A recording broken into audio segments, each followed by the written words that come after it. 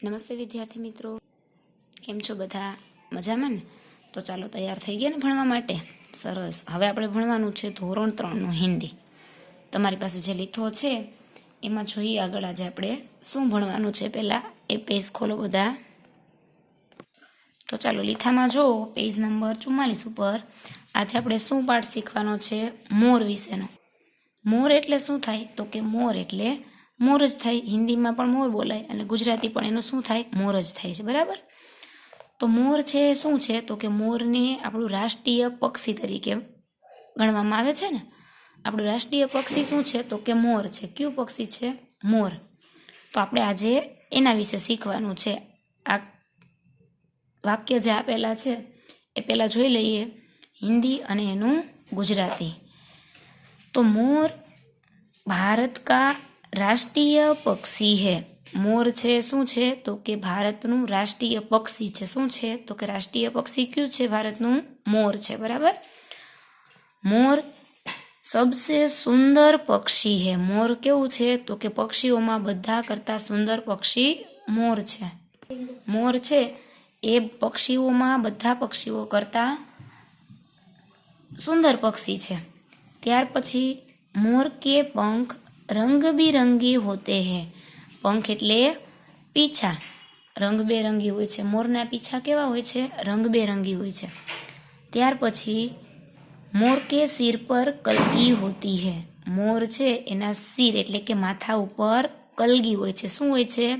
જો એ ચિત્રમાં કળા કરેલો મોર દેખાય છે ને, તો મોરને તમે ચિત્ર જોયું જ હશે અને ક્યારેક રિયલમાં પણ સાચો મોર જોયો હોય, ગામડાઓમાં હોય, વાડી ખેતરમાં જાવ તો ત્યાં સુનસાન જગ્યા હોય ને એવી જગ્યાએ મોર જોવા મળે છે. અને ચોમાસાની ઋતુમાં પણ મોરનો અવાજ સંભળાય છે. વાદળાઓ થાય, વરસાદની ઋતુ આવે એટલે મોર છે પોતાનો અવાજ ટહુકા કરતો હોય છે. એટલે કે મોર કે સિર પર કલગી હોતી હે. મોરના માથા ઉપર શું હોય છે? કલગી હોય છે. પછીની લાઈનમાં જો શું લખેલું છે? મોર બાદલો કો દેખકર ખુશ હોતા હે. શું જોઈને? મેં કીધું ને કે મોર છે એ વરસાદ ઋતુ આવે, વરસાદની ચોમાસાની ઋતુ, એટલે વાદળાને જોઈ અને મોર ખુશ થઈ જાય છે, આનંદમાં આવી જાય છે. એટલે કે વાદળાને જોઈ અને મોર છે એ ખૂબ જ ખુશ થઈ જાય છે. મોર ખુશ હોને પર નાચતા હે. મોર છે વાદળાને જોઈ અને ખુશ થઈ જાય છે. એટલે ખુશ થઈ જાય એટલે મોર શું કરે છે? તો કે નાચવા લાગે છે, કળા કરી અને નાચે છે. મોર પંખ ફેલાકર કલા દિખાતા હે. પંખ ફેલાકર એટલે શું? તો કે મોર છે પોતાના પીછાઓ ફેલાવી અને કળા બતાવે છે. શું કરે છે? કળા કરે છે, નૃત્ય કરે છે. પોતાના પીછા છે એ ફેલાવીને વાદળો જોઈ એટલે ખુશ થઈ જાય છે અને પીછા ફેલાવી અને નાચવા લાગે છે. મોર પીહુ પીહુ આવાજ કરતા હે. કેવો અવાજ કરે છે મોર? તો કે મોર પીહુ પીહુ અવાજ કરે છે. મોર સબ લોગો કો પ્રિય લગતા હે. કેવો લાગે છે મોર બધા લોકોને? તો કે ખૂબ જ પ્રિય લાગે છે, ખૂબ જ વહાલો હોય છે. મોરને જુઓ ને એટલે બધા લોકો ખુશ થઈ જાય છે, આનંદમાં. શા માટે? તો કે મોર એવું પક્ષી છે કે બધા લોકો જોવે તો એમને ખૂબ જ ગમી જાય છે. એટલે કે મોર બધા લોકોનો પ્રિય છે. મોર કા શરીર ભારી હોતા હે. કેવું હોય છે મોરનું શરીર? તો કે વજનવાળું, ભારે હોય છે. એટલે એ વધારે ઊંચાઈ ઉપર ઉડી શકતો નથી. એટલે કે મોર કા શરીર ભારી હોતા હે. શા માટે? તો કે એમના પાછળ જે પીછાઓ છે એમનું વજન હોય છે. એટલે એનું શરીર કેવું હોય છે? વજનવાળું, ભારે હોય છે. મોર બહુત ઊંચે તક ઉડ નહીં શકતા. કે મોરનું શરીર ખૂબ જ વજનદાર, ભારે હોય છે. એમના પીછાનો પણ ઘણો બધો વજન હોય છે. જો કળા કરેલો દેખાય છે તો આટલા બધા પીછા હોય એટલે વજન તો ભારે થઈ જાય ને એમનું. એટલે કે મોરનું શરીર કેવું હોય છે? ખૂબ જ વજનવાળું, ભારે હોય છે. એટલા માટે એ ખૂબ જ ઊંચે સુધી ઉડી શકતો નથી. એ જંગલમાં હોય તો ઝડપથી દોડતો હોય છે, ઉડતો તો ક્યારેક જોયું હોય મોરને, અને એ ખૂબ જ ઊંચે સુધી ઉડી શકતો નથી. તો ચાલો બધાને સમજાઈ ગઈ છે આ કાવ્ય પંક્તિ? સરસ. હવે આનું સ્વાધ્યાય જે આપેલું છે એ જુઓ. પછી તમને આ હિન્દી વાક્ય છે એમનું ગુજરાતી પણ તમને લખાવીશ. શેમાં લખવાનું છે? નોટબુકમાં. તમને વાંચો તો યાદ રહી જાય, બરાબર ને? નોટમાં લખેલું હોય. આ લીથામાં ખાલી હિન્દી જ આપેલું છે, તમને એનું ગુજરાતી ખબર ન પડે એટલા માટે યાદ રાખવા માટે વાંચવા માટે આ સ્વાધ્યાય પૂરું થાય પછી તમને હું નોટબુકમાં આ એક વાક્ય છે ને એનું ગુજરાતી લખાવીશ, બરાબર. હવે જોઈએ એમનું સ્વાધ્યાય પહેલાં. તો સ્વાધ્યાયમાં પ્રશ્ન નંબર 1 શું છે? કોષ્ટક સે ઉચિત શબ્દ ચુનકર વાક્ય પૂર્ણ કરો. કૌંસમાં શબ્દ આપેલા છે, કૌંસમાંથી શબ્દ પસંદ કરી અને વાક્ય પૂરું કરવાનું છે. પેલું વાક્ય લખેલું છે કે મોર ભારત કા ખાલી જગ્યા પક્ષી હે. તો મોર ભારતનું કેવું પક્ષી છે એના માટે 2 શબ્દ કૌંસમાં લખેલા છે, રાષ્ટ્રીય અને પ્રાદેશિક. એટલે કે રાષ્ટ્રનું છે કે બીજા પ્રદેશનું છે. એટલે કે મોર કેવું પક્ષી છે ભારતનું? તો કે રાષ્ટ્રીય પક્ષી છે. સાચો જવાબ છે એની નીચે પેન્સિલથી લાઈન કરવાની આવી. પછી એ સાચો જવાબ તમારે અહીંયા લખવાનો. લખો મોર ભારત કા રાષ્ટ્રીય પક્ષી હે. કેવું પક્ષી છે મોર ભારતનું? તો કે રાષ્ટ્રીય પક્ષી છે. સમજાઈ ગયું પહેલી ખાલી જગ્યા. પછી નંબર 2, મોર કે સિર પર ખાલી જગ્યા હોતી હે. મોરની સિર એટલે માથું. મોરના માથા ઉપર શું હોય છે? શું છે પેલું ખાલી જગ્યામાં? તો કે મોર કે સિર પર ખાલી જગ્યા હોતી. સિર એટલે માથું. મોરના માથા ઉપર શું હોય છે? કલગી યા પગડી. કૌંસમાં 2 શબ્દ આપેલા છે, તો એમાંથી તમારે સાચો શબ્દ ગોતવાનો. ખબર પડી ગઈ ને કે મોરના માથા ઉપર શું હોય છે? પગડી એટલે કે પાઘડી હોય કે કલગી? તો કે મોરના માથા ઉપર પાઘડી નહીં પણ કલગી હોય છે, બરાબર. સાચો જવાબ છે કલગી. તો એ શબ્દ તમારે અહીંયા ખાલી જગ્યા આપેલી છે એમાં લખવાનું. એમાં લખો કલગી.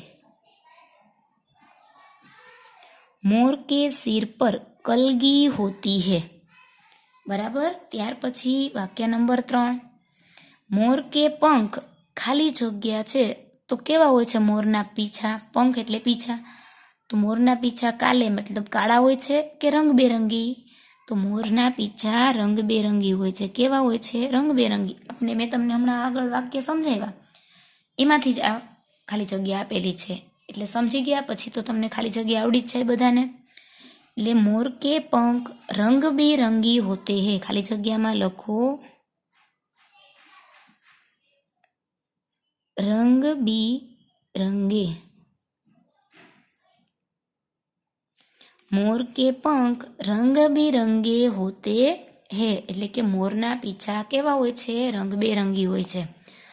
ત્યાર પછી વાક્ય નંબર 4, મોર ખાલી જગ્યા કો દેખકર ખુશ હોતા હે. ખાલી જગ્યા આપેલી છે એમાં શું આવશે? પર્વતો કે બાદલો? મોર પર્વતને જોઈને ખુશ થઈ જાય છે કે વાદળાને જોઈને? તો કે બાદલો કો. ખાલી જગ્યામાં સાચો જવાબ આવશે બાદલો. મોર બાદલો કો દેખકર ખુશ હોતા હે. મોર વાદળોને જોઈ અને ખુશ થઈ જાય છે. હવે ત્યાર પછી ખાલી જગ્યા લખો. ત્યાર પછી ખાલી જગ્યા પૂરી થઈ જાય છે. હવે ત્યાર પછીનો પ્રશ્ન શું છે? प्रश्न नंबर 2, सही विधान के सामने सही का चिन्ह और गलत विधान के सामने गलत का चिन्ह करो. એટલે કે અહીંયા વાક્ય આપેલા છે, સાચું વાક્ય હોય એની સામે સાચાનું નિશાન અને ખોટું હોય એની સામે ખોટાનું નિશાન કરવાનું છે. ખરા ખોટા વિધાન છે. તો પેલું વાક્ય જુઓ, મોર સબસે સુંદર પક્ષી હે. એનું ગુજરાતી શું થાય? કે મોર બધા પક્ષીઓમાં સુંદર પક્ષી છે. તો કે હા, આ વાક્ય કેવું છે? સાચું છે, બરાબર. કે મોર છે પક્ષીઓમાં બધા પક્ષી કરતાં દેખાવમાં ખૂબ જ સુંદર પક્ષી છે. પછી વાક્ય નંબર 2, મોર કાઉ કાઉ કરતા હે. આ વાક્ય કેવું છે? મોર કાઉ કાઉ એવો અવાજ કરે છે? નથી કરતો ને. મોર તો કેવું બોલે છે? પીહુ પીહુ. કાઉ કાઉ તો કયું પક્ષી કરે છે? કાગડો કરે છે ને. તો આ વાક્ય મોર માટે ખોટું છે, એમાં તમારે ખોટાનું નિશાન કરવાનું. ત્યાર પછી વાક્ય નંબર 3, મોર સબ લોકો કો પ્રિય લગતા હે. એટલે કે મોર કેવું પક્ષી છે? બધા લોકોને ખૂબ જ ગમે છે, પ્રિય પક્ષી છે. તો કે હા, આ વાક્ય સાચું છે કે મોર બધા લોકોને ખૂબ જ ગમતું પક્ષી છે, વહાલું પક્ષી છે. પ્રિય એટલે કે ખૂબ જ ગમે છે. ત્યાર પછી વાક્ય નંબર 4, મોર ખુશ હોને પર પીહુ પીહુ આવાજ કરતા હે. આ વાક્ય કેવું છે? ખોટું છે ને, મોર ખુશ હોને પર નાચતા હે, પીહુ પીહુ અવાજ કરતો નથી. બરાબર, આ વાક્ય કેવું છે તો કે ખોટું છે. મોર ખુશ હોને પર નાચતા હે, પીહુ પીહુ અવાજ કરતો નથી. તો ચાલો ખાલી જગ્યા અને ખરા ખોટા બંને વ્યવસ્થિત બધાને સમજાઈ ગયું છે, અને મેં જે રીતના લખાયું છે એવી જ રીતના સારા અક્ષર કરીને લખી લેવાનું. બરાબર ને? તો ચાલો આ પેજ નંબર 44 ઉપર થઈ ગયું બધાને કમ્પ્લીટ, સમજાઈ ગયું. તો હવે નોટબુક કાઢો. નોટબુકમાં પહેલાં લખેલા જે વાક્ય છે મોર વિશેના, એ તમારે હિન્દી અને ગુજરાતીમાં નોટબુકમાં લખવાના છે. બરાબર ને? ચાલો બધા નોટબુક લઈને તૈયાર થઈ જાઓ. પહેલાં ચાલો નોટમાં પહેલાં લખવાનું મોર, હિન્દીમાં મોર એટલે મોર વિશેના વાક્ય તમને હું લખાવું એ વાક્ય તમારે લખવાના છે. બરાબર? ચાલો પહેલું વાક્ય શું હતું તો કે મોર ભારત કા રાષ્ટ્રીય પક્ષી હે. તો પહેલાં હિન્દી વાક્ય છે એ જ લખવાનું છે. લખો, મોર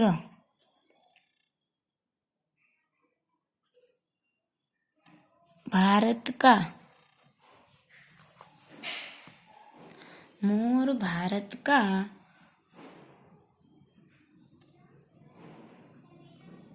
राष्ट्रीय पक्षी है. ચાલો હવે હિન્દીમાં પહેલા વાક્ય લખી દીધું, હવે એનું ગુજરાતી લખવાનું. મોર ભારતનું, મોર ભારતનું રાષ્ટ્રીય પક્ષી છે. શું થાય એનું ગુજરાતી? મોર ભારતનું રાષ્ટ્રીય પક્ષી છે. પછી બીજું વાક્ય લખો, मोर सबसे सुंदर पक्षी है. मोर सबसे सुंदर पक्षी है. તો એનું ગુજરાતી શું થશે તો કે મોર, સોરી સબસે બે વાર લખ્યું છે, એક વાર નહીં એક જ વાર લખવાનું. બરાબર? મોર સબસે સુંદર પક્ષી હે. તો કે મોર બધા કરતા, સબસે એટલે કે બધાથી, શું થાય? મોર બધાથી સુંદર પક્ષી છે. પક્ષીઓમાં બધા પક્ષી કરતા મોર છે એ સુંદર પક્ષી છે. પછીનું વાક્ય લખો, મોર કે પંખ રંગબેરંગી હોતે હે. मोर के पंख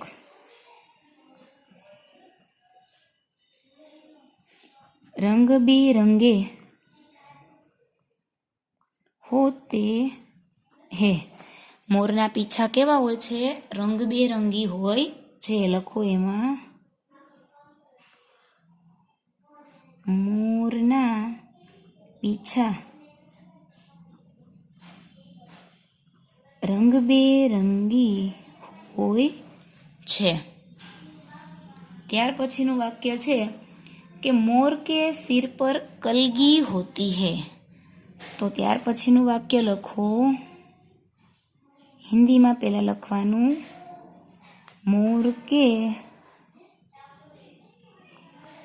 સિર પર કલગી હોતી હે. એનું ગુજરાતી શું થશે કે મોરના સિર એટલે કે માથું, મોરના માથા પર કલગી એટલે કે કલગી થાય, કલગી હોય છે. ચાલો ત્યાર પછીનું વાક્ય લખો, મોર બાદलों को देखकर खुश होता है. मोर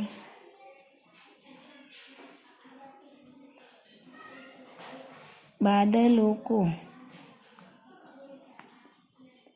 देखकर खुश होता है. એનું ગુજરાતી શું થશે તો કે મોર વાદળોને જોઈને ખુશ થાય છે. સોરી, હિન્દીમાં અને ગુજરાતી જ લખવાનું છે. મોર વાદળોને દેખ કર એટલે જોઈને ખુશ થાય છે. મોર વાદળો જોઈ અને ખુશ થઈ જાય છે. પછી વાક્ય છે મોર ખુશ હોને પર નાચતા હે. એવું ને વાક્ય? મોર खुश होने पर नाचता है. એટલે એનું ગુજરાતી શું થશે? મોર ખુશ થઈને શું કરે છે? નાચે છે. લખો ગુજરાતીમાં મોર ખુશ થઈને નાચે છે. પછીનું વાક્ય શું આપેલું છે લીથામાં? મોર પંખ ફેલાકર કલા દિખાતા હે. मोर पंख फैलाकर कला दिखाता है. એનું ગુજરાતી શું થાય? મોર છે પોતાના પીછા ફેલાવીને, મોર પીછા ફેલાવીને કળા કરે છે. પછી શું આપેલું છે વાક્ય? મોર પીહુ પીહુ અવાજ કરતા હે. મોર પીહુ પીહુ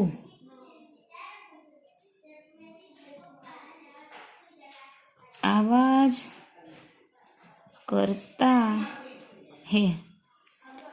मोर केवो अवाज करे छे? तो के पीहू पीहू अवाज करे छे.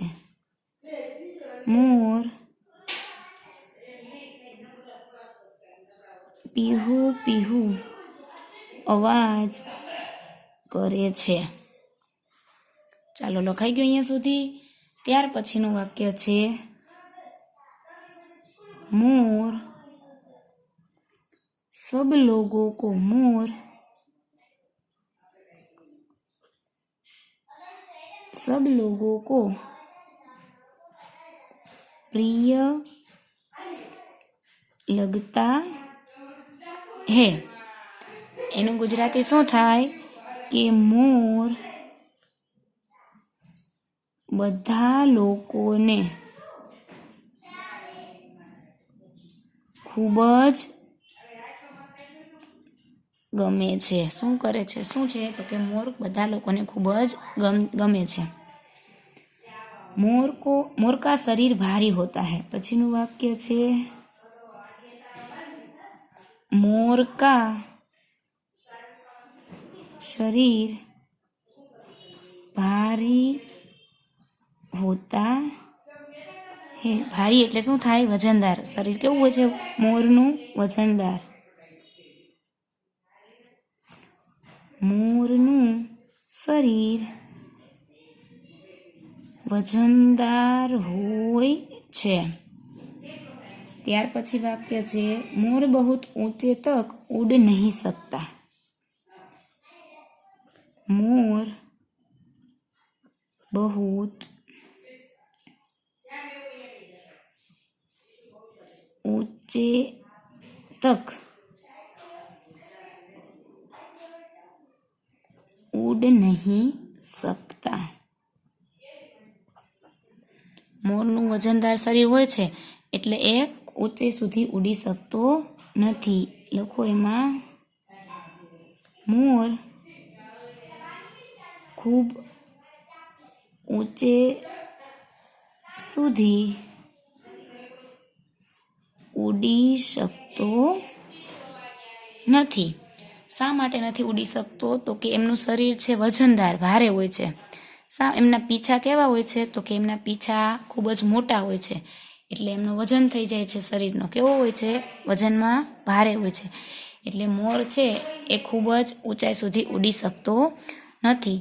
તો ચાલો બધાએ લખી લીધું. આજે કાવ્ય આપણે વાક્ય શીખા મોર વિશેના. એમનું હિન્દી અને ગુજરાતી નોટબુકમાં લખવાનું છે બધાએ. જો મેં લખાયું છે એ જ રીતે, બરાબર ને? વ્યવસ્થિત સારા અક્ષરે લખવાનું અને પછી વાંચવાનું છે. શા માટે? તો કે પરીક્ષામાં તમને આમાંથી જ પૂછવાનું છે. લીથામાં જે લખો છો, લીથામાં જે વસ્તુ છે, પરીક્ષાનું પેપર શેમાંથી આવશે? તો કે લીથામાંથી જ. એટલે સમજાઈ ગયું બધાને વ્યવસ્થિત? સરસ. તો હવે શું કરવાનું છે? આજે લીથામાં એટલું જ કરવાનું છે. એક જ પેજ આપણે શીખવાનું છે, પણ વ્યવસ્થિત સમજાઈ જવું જોઈએ બધાને. થોડું ઓછું કરવાનું, એવું નહીં બધું હારે જ કરી નાખે, પણ વ્યવસ્થિત સમજીને લખવાનું, અક્ષર સારા કરવાના. સમજાઈ ગયું? હવે આજનું હોમવર્કમાં શું લખવાનું તમારે? તો જુઓ, લીથામાં આ પેજ મેં જે કરાવેલું છે, આ વાક્ય હિન્દીમાં છે. એ વાક્ય લખવાના બધા મોર વિશેના. અને સ્વાધ્યાયમાં ખાલી જગ્યા અને ખરા ખોટા 2 વસ્તુ જે આપેલા છે, એ બધાએ આખું પેજ વ્યવસ્થિત સારા અક્ષરથી નોટબુકમાં લખવાનું. અને ખાલી જગ્યા છે, ખરા ખોટા, એ બધું વાંચીને પાકું કરી નાખવાનું. સમજાઈ ગયું હોમવર્ક? Thank you.